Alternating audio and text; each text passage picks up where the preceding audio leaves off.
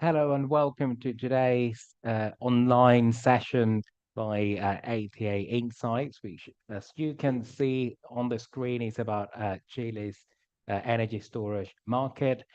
And well, today we have with us two experts in this market who will let you know what's going on really in Chile and where we are in the energy storage market in Chile. So before we start, just a couple of things. So we are recording this session, and you will get a link to the video recording and also to the slides that our speakers will present today.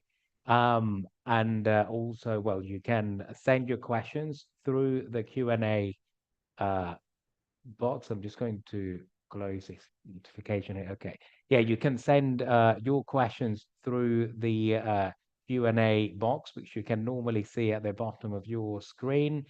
And the other thing is that we always encourage you to share through the chat where you are connecting from and your company, just introduce yourselves really using the chat function. So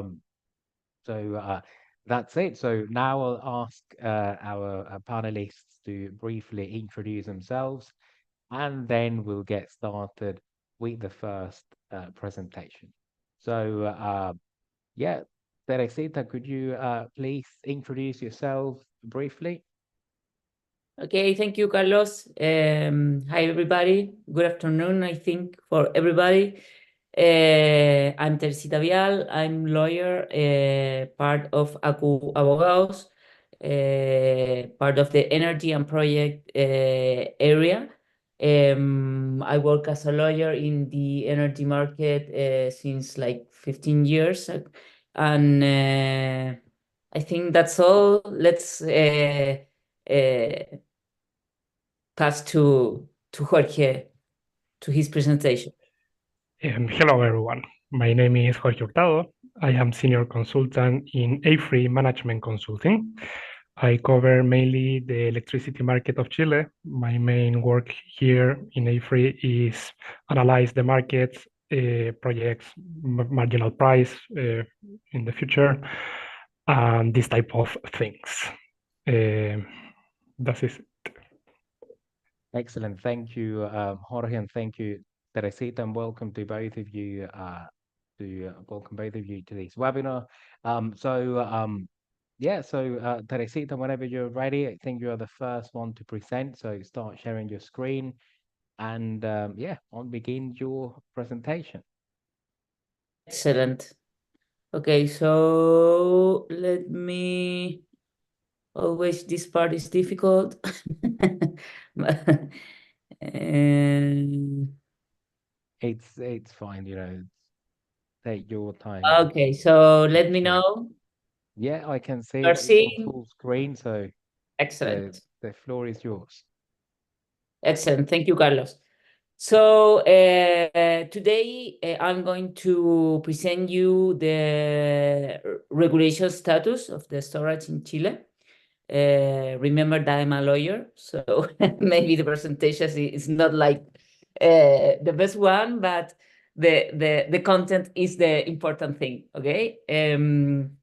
So let's start with the boring part, but for me, it's important for you to understand like the legal structure that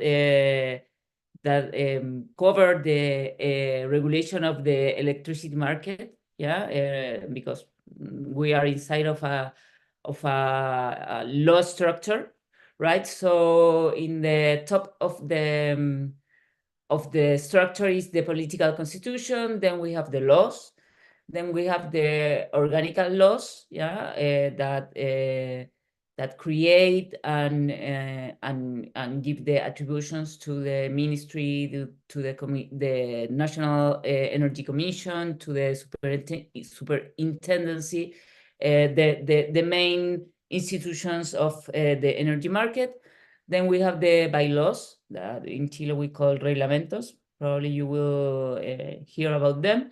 And then we have the technical norms that here in Chile we call normas técnicas. Okay, so that is the pyramidal structure of the regulation, and not only in electricity market, like in Chile. Yeah.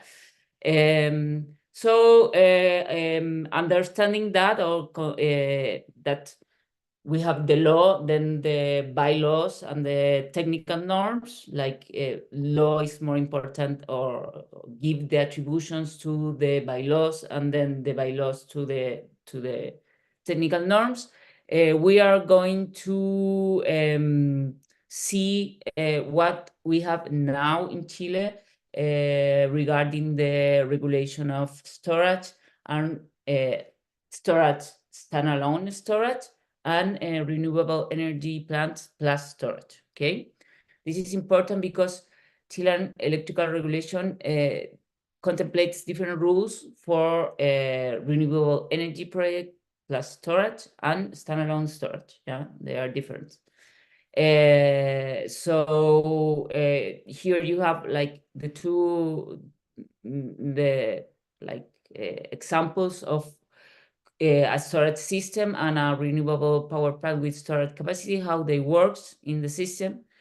Yeah, the storage system withdraws energy from the electric system, storage it, and then inject that energy to the electric system. Yeah, but renewable power plant with storage capacity take the energy from directly from the plant, and then to the electric system directly from the plant or from the storage system. Yeah.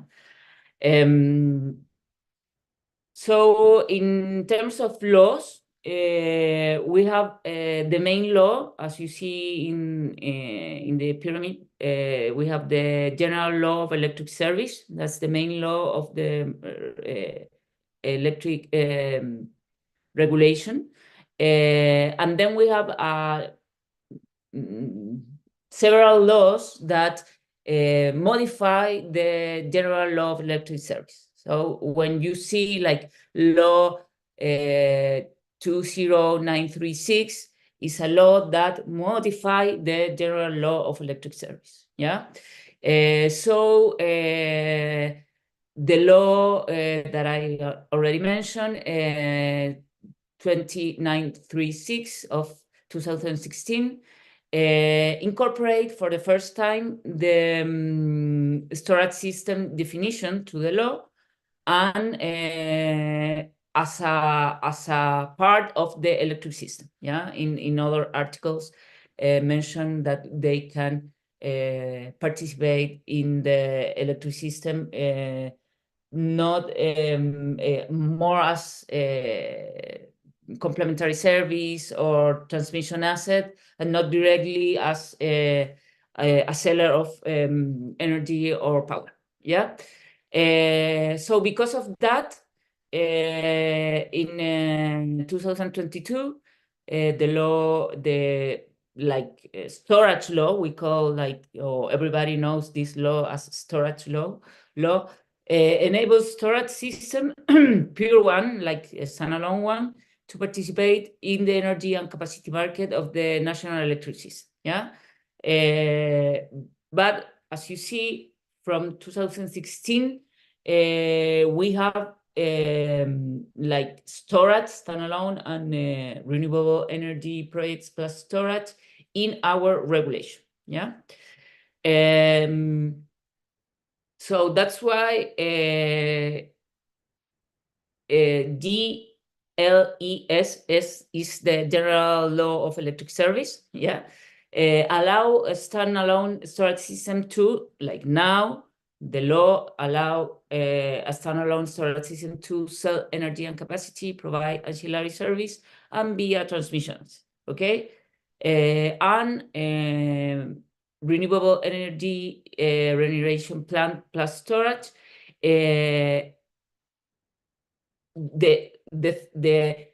This kind of projects have not a specific definition because it is considered as a generation plant like any other one, but with capacity to manage their energy. Okay, it's not like a special like other project. It's a project, energy project that has the capacity to manage their energy. So they are allowed, as according to the law, to sell energy and capacity like any other generation plant and provide ancillary service. Not to be a transmission asset, because here in Chile we have divided the transmission market, distribution and generation market, and there's a like tricky law or article that I'm not going to explain now, but you can be part in some percentage to the other markets, but it's in a little percentage, okay? If you are a generator. So let's pass to the bylaws, okay? The bylaws are the reglamentos. And here, I think, in my opinion, we have the most important regulation in storage. The laws establish like the most important thing and allow or give the bylaws the duty to determine the specific like rules for operation, for connection, for remuneration, whatever. Okay, so in bylaws we have the bylaw of coordination and operation, the Supreme Decree 125, the bylaw of power transfer, the Supreme Decree 62, the bylaw of ancillary service, and the bylaw of transmission system and transmission plan. Yeah. So as you can see, only by the name of the bylaws, each one regulates a specific like area, the coordination and operation, the transfer of power or the capacity market, the ancillary service, and the transmission like market. Okay. So going into the bylaw of coordination and operation, this is, I think, for me, the most important one in the like energy transfer market. Yeah. It gives we have here in Chile a national independent coordinator. Is like an ISO, yeah, that coordinate and operate all the system. So this bylaw give the rules to that to the plants, to the I don't know how to say in English, like the coordinados. The coordinados are the generation plants, the transmission assets, all the ones that participate or are connected to the national electric system. So this bylaw give to the coordinator and to the participants of the electricity market the rules to operate, connect, and other like specific rules. Okay, So, but regarding and specific to the renewable energy plant plus storage and storage system, this bylaw regulates the operation, scheduling, and dispatch of these projects. And in case of the renewable energy plant plus storage, regulates the operation modes that are allow these projects to be part of the electric system. Yeah. So this renewable energy plant plus storage can charge, discharge, and direct injection. Okay, so charge is when the renewable energy plant or the storage system take or withdraw the energy from the generation plant. Then discharge, both the plant and the storage system can discharge into the electric system. And direct injection is when the renewable energy plant directly inject their energy to the system. Okay, so regarding storage system, this bylaw regulates the coordination of the operation of a storage system by the national coordinator. The operation modes are only charge and discharge. Okay, so as you see in the previous example, storage system can charge the energy from or withdraw the energy from the energy system, and then discharge the energy to the energy system. Okay. Also, these bylaws regulates the treatment and destination of storage system withdrawals, the coordination of storage system withdrawals and injection, and rules to determine the variable cost of a storage system. Remember that our electricity market works with variable cost. Okay, so this is very important to determine the variable cost of a storage system, of the energy that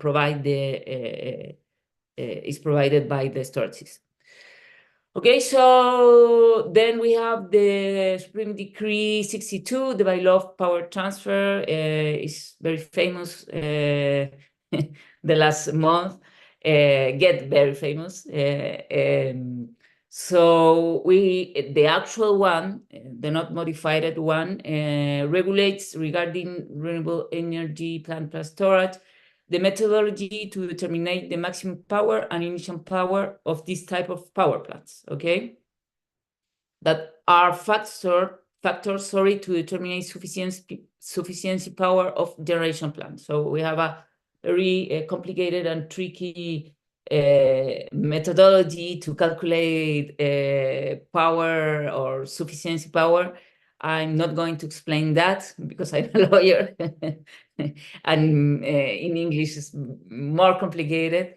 But maximum power and initial power are two factors that allow to determine the contribution of a generation plant or a storage system to the system, to the sufficiency of the system. Okay, so regarding storage system now, the Supreme Decree 62 now does not consider special rules for the recognition of storage system sufficiency power, and that is the main problem that we have, and that is why everybody is waiting for the modification of this bylaw. Okay.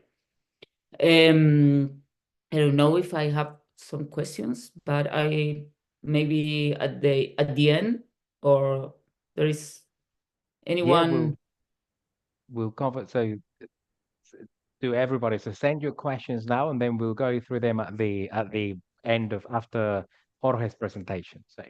Exactly. So let's continue with the bylaws of ancillary service that regarding storage system regulate the participation of storage system is the provision of ancillary service. This is important thing.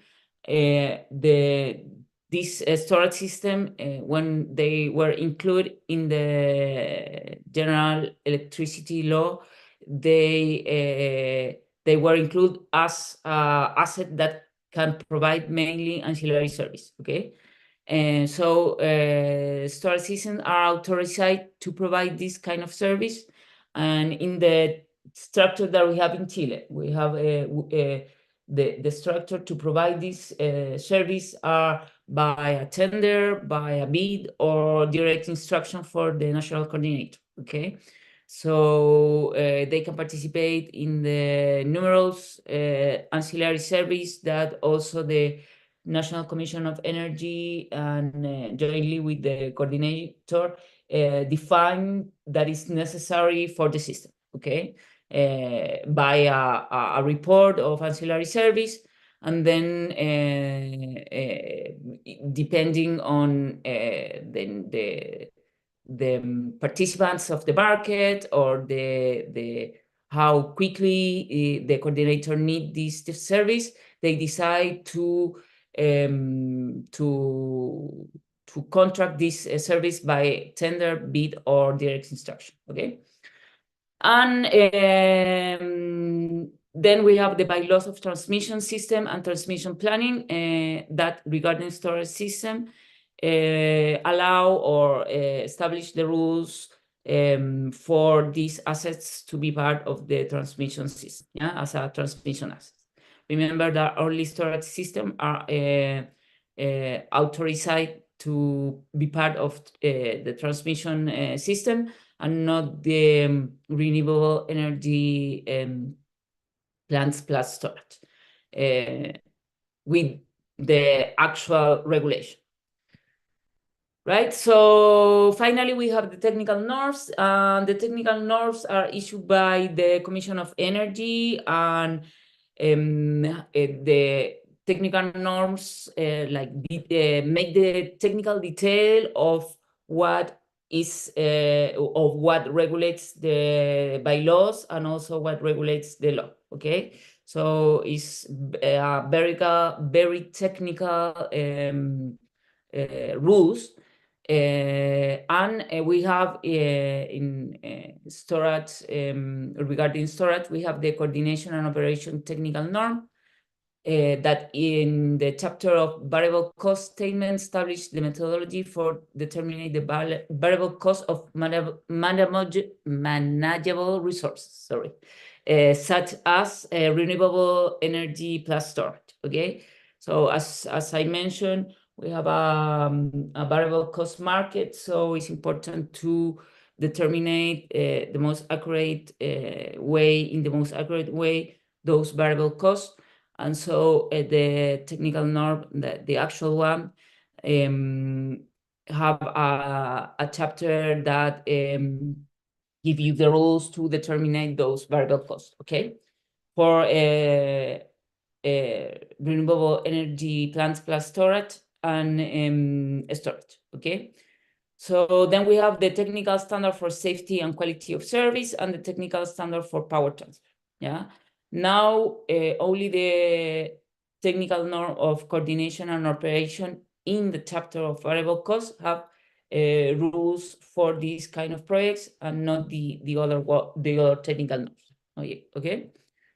So what's ongoing, because the ones that I already presented are the ones that are now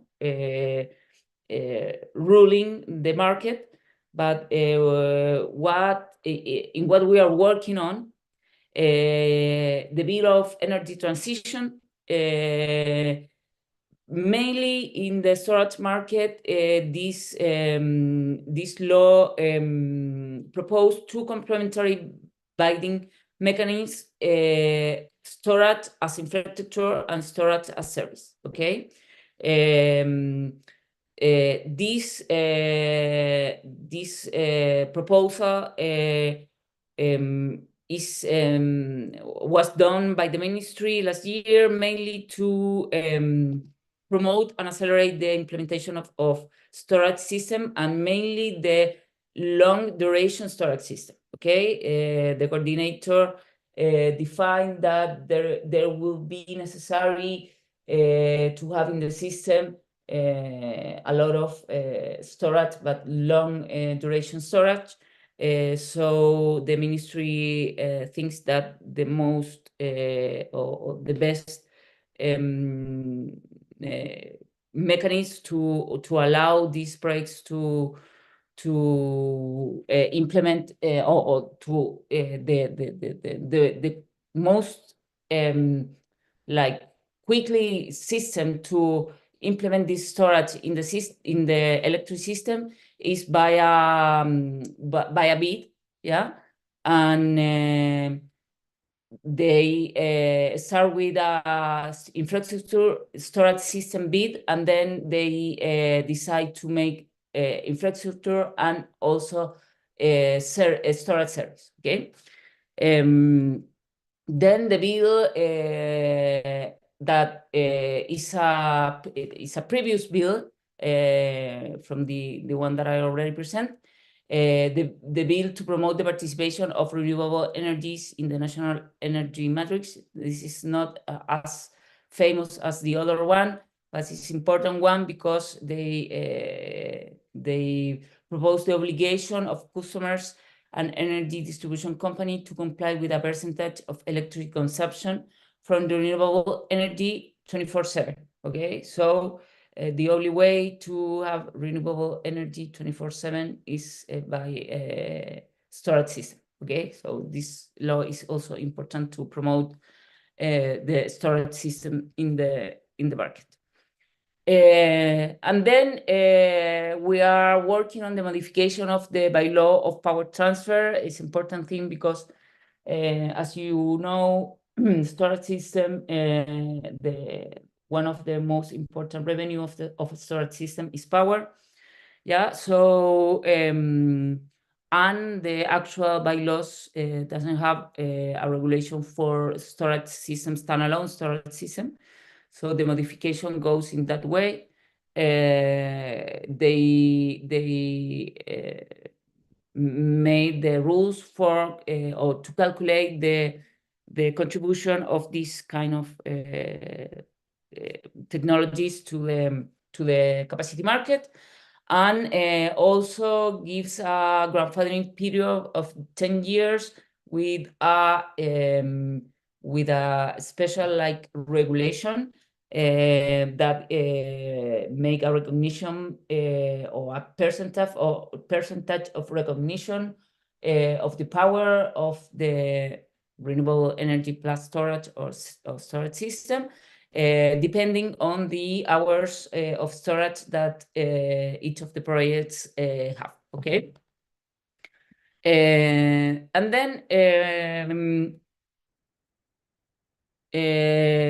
then we have the sorry, I missed the. Also, we are working on the modification of the bylaws of operation and coordination.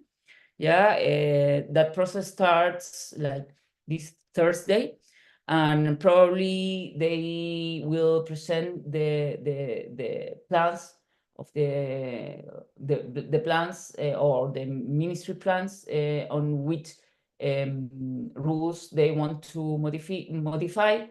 Probably it will be the operation planning of the coordinator. Also or for storage system and for renewable plants plus storage. Okay, modify those rules. So lastly, we have the technical standard for coordination and operation. In the chapters of the operation programming, these are like, it seems that are not important, but are super important in my opinion, because are the norms that allow to the coordinators to program the operation of a storage system or a renewable energy plus storage in mid and long term. Okay, so that is important to define the revenues that a storage system or renewable energy plus storage will have in the future. Okay, so I think that's all. I think I passed the 10 minutes, but was not easy to explain like laws in English to engineers, mainly engineers.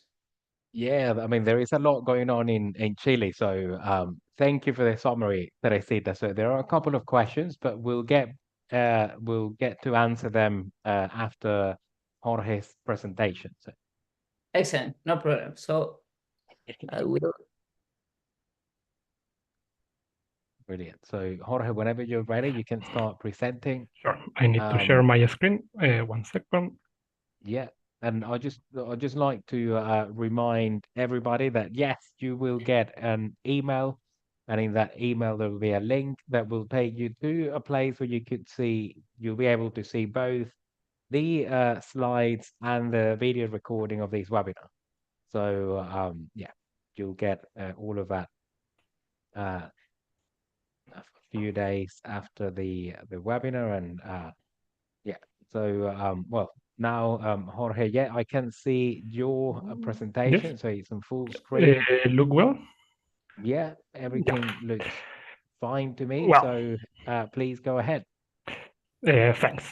Well, first of all, I need to say thank you to our team for organizing this interesting webinar. It's a really interesting topic too. In Afry, we prepared some slides, and the title of this presentation is The Impact on the Chilean Electricity Market of an Important BESS Integration. Well, to start, a quick introduction about my company. I work in Afry Management Consulting. Management Consulting is part of Afry Group, a company with more than 50 offices throughout the world and with more than 19,000 employees. We operate in 5 divisions: process industry, infrastructure, industrial and digital solution, energy, and my area, management consulting. Well, in management consulting, we have 2 main areas, energy and bioindustry, and we provide to our clients a lot of services, but mainly is transaction services, market analysis, strategy advice, this type of things. In particular, in energy, we cover more than 60 electricity markets throughout the world in 5 continents. In particular, in Latin America, we cover 6 markets: Brazil, Colombia, Mexico, Panama, Peru, and my country, Chile. Well, this is the introduction of my company. Well, now I would like to start with a global overview about the Chilean electricity market and BESS markets. Well, as my colleague said, she explained this part really well. Only I need to focus in some specific values. First of all of us know there are 3 important markets in Chile. If we look the right-hand side chart, we look the 3 markets, and we plot only the energy transfer between companies. This doesn't consider revenues come from PPA. It's only a transfer between companies.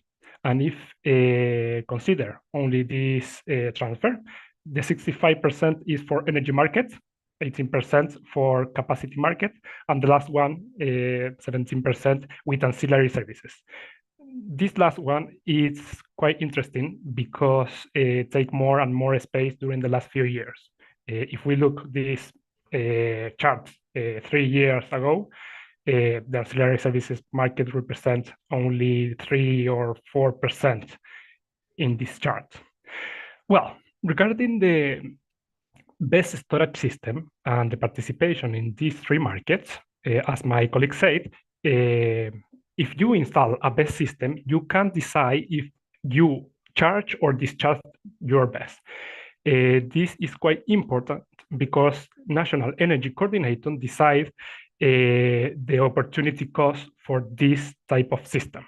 And now we need a technical norm, as Teresita said, and this technical norm it's quite important. I hope this norm arrive as soon as possible because it's important. It's important. Well, regarding capacity markets, all of us know there are an important regulation, Regulation 62, regarding capacity transfer between companies. And this technical norm present currently in Contraloría General de la República define what is the technical process to calculate initial capacity for this type of system. And this part is really important because it's the first step to calculate the final revenues for this market. The methodology is a little bit complex to understand, but start with gross capacity, followed by initial capacity, and then there are a technical process with probability and this type of things, and calculate the preliminary sufficient capacity, and then the coordinator apply a multiplier and calculate the final or definitive sufficient capacity. And this sufficient capacity try to cover the average of 52 peaks demands in the system. Finally, and regarding the ancillary services markets, currently, some BES can provide ancillary services, but yet, or at the current time, I can see BES provide ancillary services. The regulations say currently BES system only can provide preliminary frequency control, but only for replacement of thermal generation unit, sorry. And it's quite interesting, read the Ancillary Services Report 2024, because dismissed the requirement of rapid frequency control during the year 2024. And why is important the rapid frequency control? Because these services only can be provided by BES storage system. Well, regarding the energy prices, we plot the marginal price. I love to see the evolution of the marginal price in the system. And if we plot only the nodes with national nodes, we apply different time blocks to see this marginal price, it's quite interesting to notice during the daylight hours, the marginal cost in the far north of the country present several decoupling with the center and the south. On the other hand, during the nights and evening hours, the marginal price grows rapidly to high values. And this point is interesting because the price decoupling can be solved with transmission system and with some solution with storage system. And the new infrastructure of storage system can help to homogenize the price during the sunny hours and reduce the peak prices during the afternoon. Well, this slide is quite interesting because it shows the generation pipeline of storage system. If we look open access in National Energy Coordinator, it's interesting to notice there are more than 31 gigawatts of storage projects currently under development in Chile. If we look the bottom charts, the request for grid access from a storage system has grown rapidly on April 2023. This is quite interesting. Well, if we apply a sum in these 31 gigawatts currently under development, 3 gigawatts of this project have the rights to grid connection, and another 0.8 gigawatts are currently under construction. And if we apply another sum in this project, on with rights of connection and under construction, best projects try or will be connects mainly in the far north of the country. And there are other projects throughout the country, but mainly in the north. And the main storage duration is 5 hours and 2 hours. And finally, is quite important to understand what is the requirement of the system. And for cover this point, a National Energy Coordinator provide us a study about storage system. This study carried out by coordinator the last year, and define, or the coordinator said, the national electricity system need long duration storage capacity in the short term, and define some values. For example, to 2030, 26 gigawatts hour, and with 6 to 8 hour. I like the measure of gigawatts hour. It's important to understand this is 26 gigawatt hour per day. Yeah, and the demand per day now it's 240 gigawatts per day. This is the demand in Chile per day. Well, now I would like to give us some values about best system in the Chilean markets. To start this part, we plot our Afry Central scenario view. We built this view, take into account project under construction, the commission of coal power plants, economics analysis for long term, PPAs with secure, with high probability of success, and a lot of inputs. Obviously, I can talk with this type of slide a lot of minutes, but I need to focus in this system. But it's quite interesting analyze the cash flow for a battery. We analyzed a particular battery with 4 hours of duration installed in the year 2026 in the far north. Yeah, a lot of assumptions, but we calculate the revenues come from energy arbitrage, capacity payments, and take into account the main cost of OEM. Finally, we have assumption in the capex. Well, we expect for this type of battery internal rate of return equal to 8.8%. And the question here is, what is the expected hardly rate for this type of project? I have this question. I can't answer this question yet because it's difficult, because some developers say 8%, well, others say 12%, but it's interesting to notice this internal rate of return can be sensibilized, and the main variable to sensibilize this internal rate of return is the value of the capex.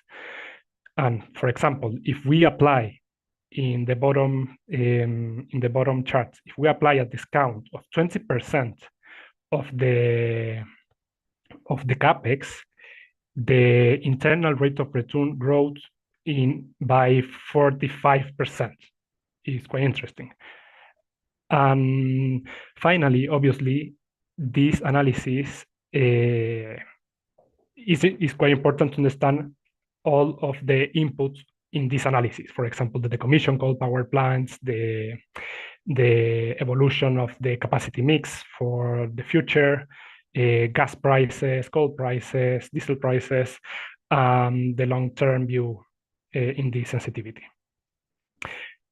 Finally, we produce a sensitivity because I hear a lot of developers say, what is the expected capacity until 2030 in the system? And we apply in our Afry Central scenario. We have in our Afry Central scenario 13.5 gigawatt hour per day. This is equal to 3.5 gigawatts with 4 hours of duration. if we apply a growth of 155%, and we add 30 gigawatt hour, this is equal to 6.5 gigawatts of storage duration. And this is a little bit fun because I can simulate and what happens if I apply this type of sensitivity. For me,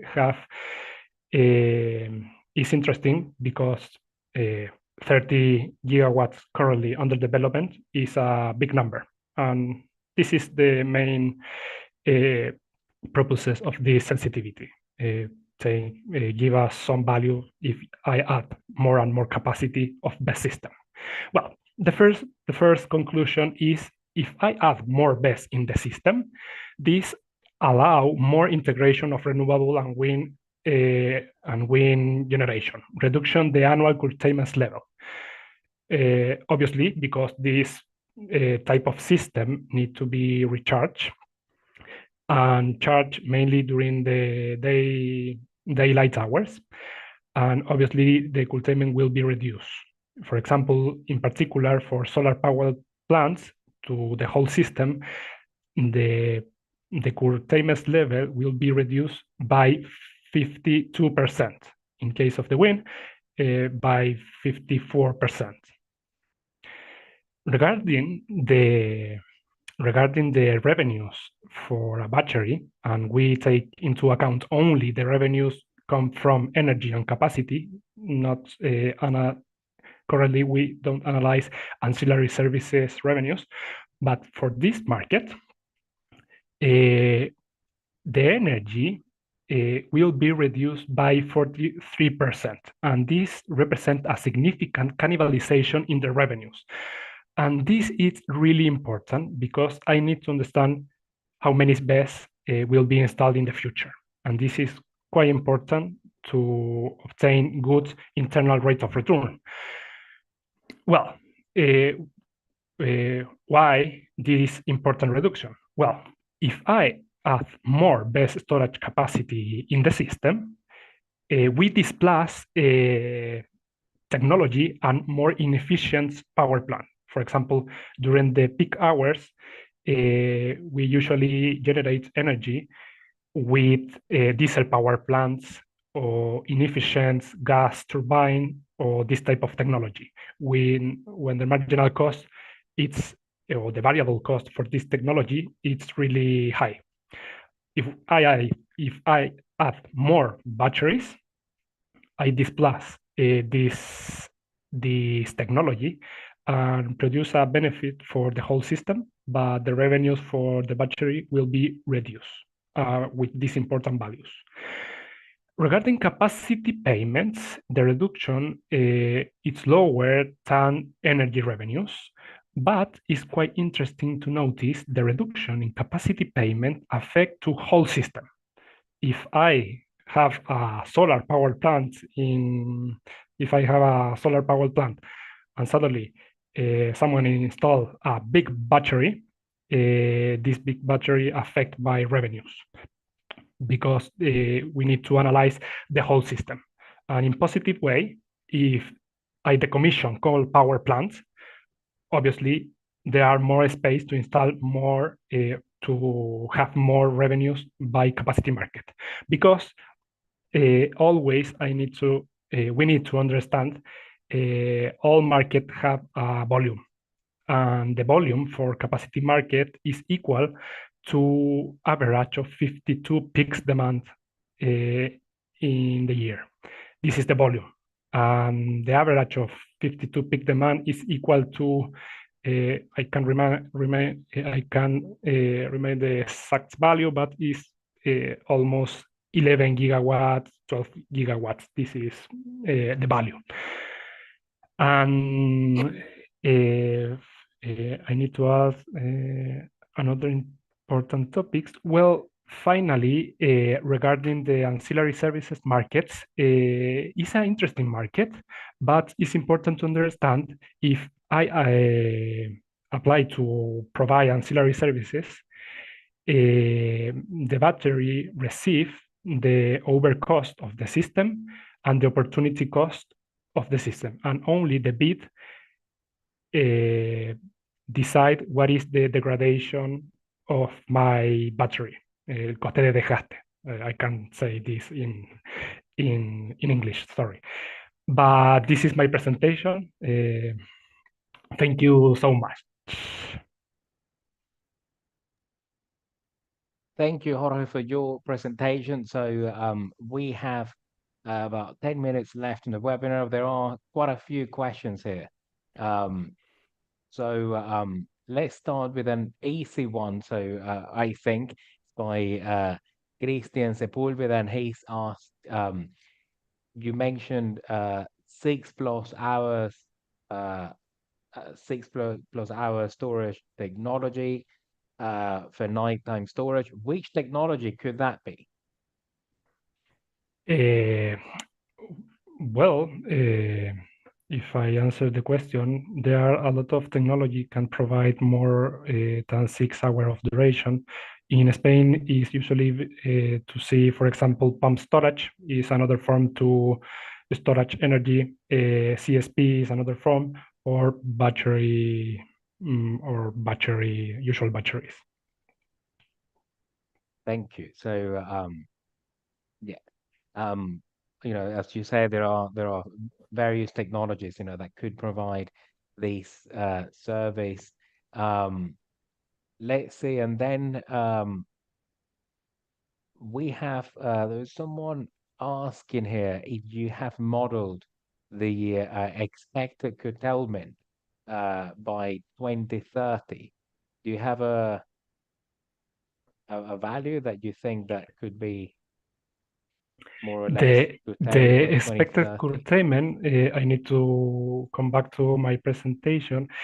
We expect 20% for solar PV power plants, 20% for solar, and 10% for wind power plants. This is our expected value in our Afry central scenario. It is our independent view of the expected curtailment. Obviously, BESS can allow to reduce this curtailment because you need to recharge your BESS with this energy and with low prices. And obviously, if I have curtailment, the marginal price is equal to 0. And this is quite important for BESS systems. So is a good question here, I think, by Francisco Martinez, and he's asking a question for both presenters. Do you think the regulatory framework promotes the use of energy storage as a hedging asset for renewable generators? For example, through storage as a service contracts or financial agreements between generators. Do you have a view on this?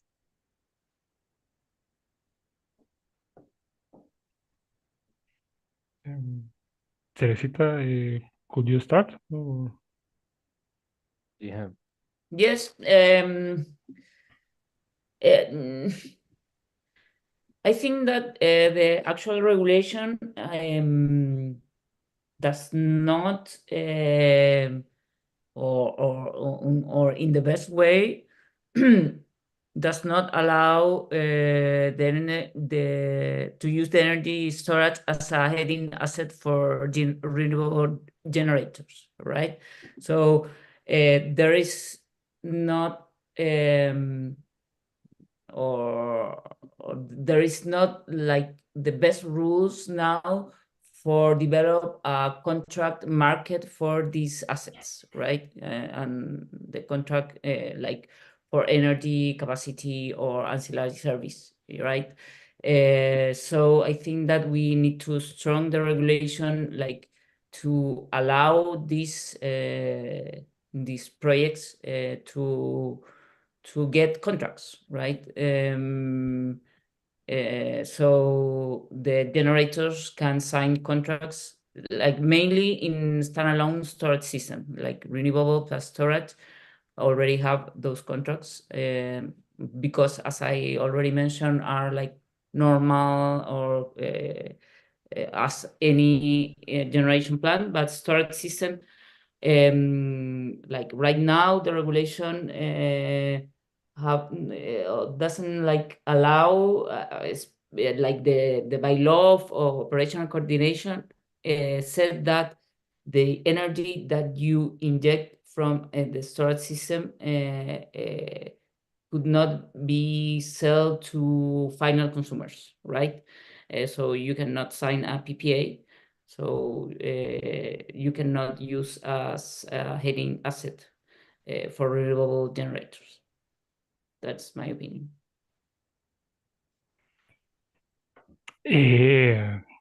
Jorge, do you have a For view on this, or should we go to the next question? yes, in addition, is a good question. Now, if we look, for example, the all requirements of grid access secure, there are a lot of hybrid projects mainly. And this is interesting because the market look this signal. In in in a in addition, I don't know. This is my view. Teresita explained well. Thank you. Okay, so well, we have quite a number of questions here. So I think you started answering one in writing, Teresita, and maybe oh yeah, you said you indicated you wanted to address this question. So it's by Daniel Crivelli, and it says, Teresita, how is the injection of energy in a standalone from a standalone battery regulated? Like with the actual rules, you need to present a program to the coordinator, a program of withdrawals and injections, like how your storage system will operate in the midterm. And then the coordinator analyze that program and propose you another one to comply with the rules of the programming of the system, right? Like the economic rules, the security rules, okay? And then the coordinator match like your program with their program and define a final program, okay? But the ministry already announced that they will change that rule, and the storage system will need to present only their program, comply with the economic and security rules, and the coordinator will approve the program or not. But if they approve, you will or you can operate your storage system according to that withdrawal and injection program. Okay. Thank you. And Jorge, would you like to add to this, or should we go to the next question? No, the next question. Okay. Okay, there is a question here by Enrico Bartoli, and he asks a question for Jorge. Since the development of BESS capacity is expected to reduce energy revenues, and to a lesser extent capacity revenues, how expected returns on investment would change in these scenarios?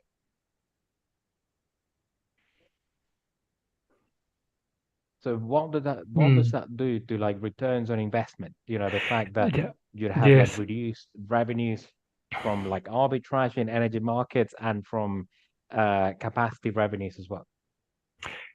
Well, is a good question.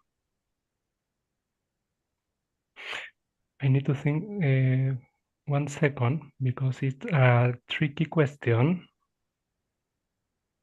Well, in particular, the energy comes from energy arbitrage depend mainly for the more comes mainly for the last or define price the last unit, or the more inefficient power plants results allocate in the dispatch solution. Well, now during the peak demands hour, these prices are defined mainly with diesel power plants or inefficient power plants. But the volume, when the system use this type of volume, it's not so big. And the energy spread is really sensitive to this volume. For example, the more spread come from when dispatch diesel power plants. But if we add some BESS in the system, we don't need these diesel power plants, and the energy spread will be reduced a lot. But regarding the capacity payment is quite different, because if we add more technology can provide sufficient capacity, such as BESS with long duration, or for example, diesel power plants, the revenues, the methodology starts with the initial capacity, followed by the preliminary sufficient capacity, and finally, to calculate the definitive sufficient capacity, coordinators apply a single factor to the whole system. This factor affects not only diesel power plants, or these parts of the revenues affect to the whole system. In this sense, if my expansion plan have more and more batteries, we expect the revenue from capacity will be cannibalized, but a lower level than energy. This is a really good question. Well, and I think we are now on the hour, so yeah, we have taken up the allocated time for the webinar. So what I will do is I will for those of you who are in the audience who send questions, we will share the questions with Teresita and with Jorge, and hopefully they'll be able to answer some of them. And yeah, so we need to wrap up. So I don't know if you'd like to take a few seconds, a minute to just to yeah, say some parting words for the audience. So Teresita, what are your parting words for the audience? Yeah, no, that we have I think we have a stronger regulation, like of course we need to make some like modifications, or or allow more contracts, mainly for example in ancillary service, like long or mid-term contracts. But I think like with the regulation that we have now, you can like modulate the operation and of course the revenues of a storage system and a renewable energy plus storage. So I invite you to develop those kind of projects here in Chile. Brilliant. Thank you, Teresita. And Jorge, any words for the audience? Yes, this new technology is quite interesting. All of us say, oh, this is a new technology, we can invest in this technology, but be caution, because these revenues are really sensitive to the volume of the total BESS in the system. And I think I hope not the same story such of solar power plants, and this be caution, and we need to best storage system, but we need to analyze really good all the inputs for this type of projects. Yeah. Thank you very much, Jorge and Teresita, and to everyone in the audience. I'd like to remind you that yes, you will get an email with a video recording and the presentations, and also that we have a whole event dedicated to energy storage and green hydrogen in Chile. So yeah, check it out. You've got the link on the chat. It's on July 30th and 31st in Santiago. So yeah, if you fancy a trip to Santiago, if you're already there, I recommend that you check it out. And it's the third year running, and we expect this year to be the best ever. So hope to see you there as well. So thank you to everyone who tuned in today. Thank you, Jorge. Thank